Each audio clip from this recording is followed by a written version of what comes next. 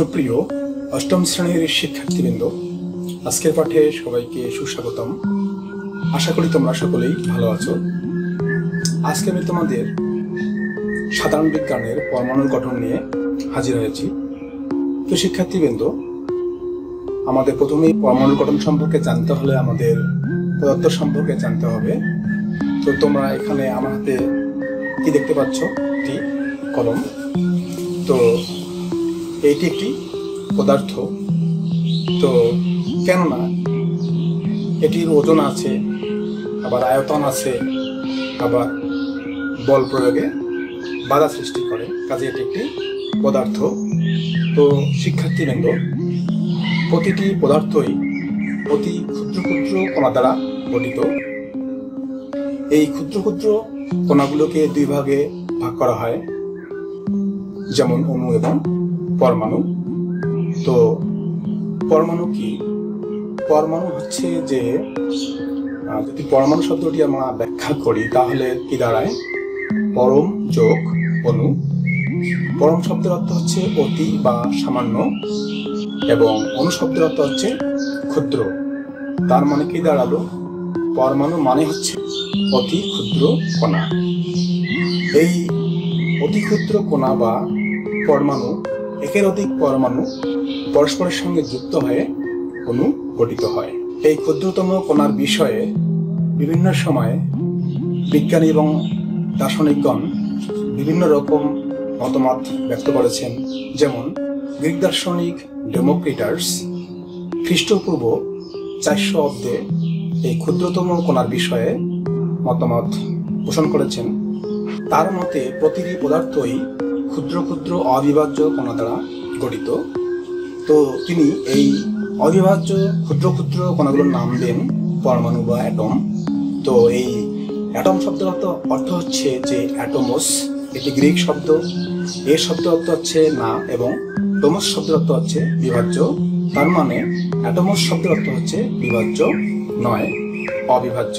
1803 সালে ইংরেজ বিজ্ঞানী জন ডাল্টন তার পরীক্ষালব্ধ তথ্যের উপর ভিত্তি করে এই ক্ষুদ্র ক্ষুদ্র কণা সম্পর্কে বলেন যে পরমাণু মৌলিক পদার্থের ক্ষুদ্রতম কণা, যাকে আর ভাঙা যায় না। এরপরে বিজ্ঞানী রাদারফোর্ড এবং তার সহকর্মীরা তাদের পরীক্ষালব্ধ ফলাফল থেকে ব্যক্ত করেন যে পরমাণুতে ধনাত্মক আধান এবং ভর একটি ক্ষুদ্র জায়গায় আবদ্ধ। তিনি এই ক্ষুদ্র জায়গাটির নাম দেন নিউক্লিয়াস। এই নিউক্লিয়াস পরমাণুর কেন্দ্রে অবস্থান করে, এবং এই নিউক্লিয়াসের বাহিরে ঋণাত্মক আধান ঘুরতে থাকে। তবে তিনি এই কক্ষপথের ব্যাখ্যা দেননি। পরবর্তীতে বিজ্ঞানী বোর এসে তিনি এই কক্ষপথের ব্যাখ্যা দেন। তার মানে এই একটি পরমাণুর ভিতরে কেন্দ্রে নিউক্লিয়াস থাকে, এই নিউক্লিয়াসের মধ্যে থাকে প্রোটন এবং নিউট্রন, এবং এই নিউক্লিয়াসকে কেন্দ্র করে নির্দিষ্ট কক্ষপথে ইলেকট্রনগুলো ঘুরতে থাকে। বিজ্ঞানী রাদারফোর্ডের মডেল সৌরজগতের মতো, ঠিক পৃথিবী যেমন সূর্যের চারদিকে ঘোরে তেমনি করে এই নিউক্লিয়াসকে কেন্দ্র করে ইলেকট্রনগুলো বিভিন্ন কক্ষপথে ঘুরতে থাকে। তো শিক্ষার্থীবৃন্দ, এই বিষয়টি বোঝার জন্য চলো এখন আমরা বোর্ডে যাই। তো শিক্ষার্থীবৃন্দ, ধরে নিলাম এটি একটি পরমাণু।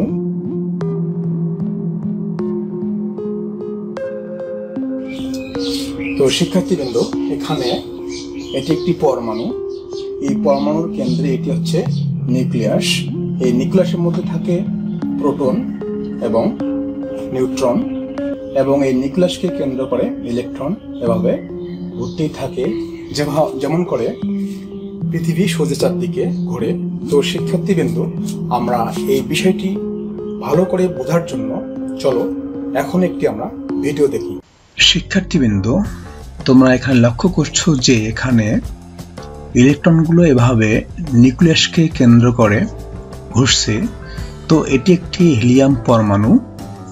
তো এর কেন্দ্রে তোমরা লক্ষ্য করছো এটি হচ্ছে নিউক্লিয়াস। তো হিলিয়াম পরমাণুর পারমাণবিক সংখ্যা হচ্ছে 2। তার মানে এর প্রোটন সংখ্যা 2, এর কেন্দ্রে 2টি প্রোটন আছে এবং 2টি নিউট্রন আছে। যেহেতু এর কেন্দ্রে 2টি প্রোটন আছে সেহেতু এর বহিস্থ কক্ষপথে 2টি ইলেকট্রন আছে। কেননা আমরা জানি যে কোনো পরমাণুতে সমান সংখ্যক ইলেকট্রন এবং প্রোটন থাকে।